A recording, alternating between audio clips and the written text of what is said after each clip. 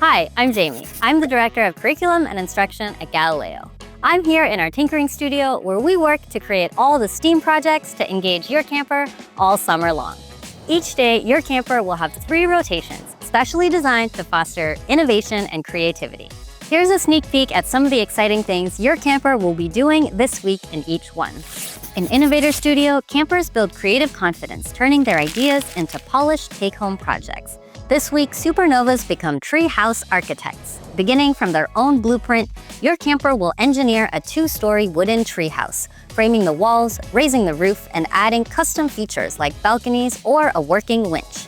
Throughout the week, they'll practice being visionary by envisioning every detail from the floor plan to the finishing touches that make it a place all their own. In Idea Lab, campers will work collaboratively on daily design challenges. This week, your camper and their partner build a hilly coaster, curving paper strips into a zigzag course, where the potential energy of each drop gives their foam ball rider just enough momentum to crest the next hill. They'll practice being determined by troubleshooting each section until the ride is smooth and adding new stretches to keep the ball rolling.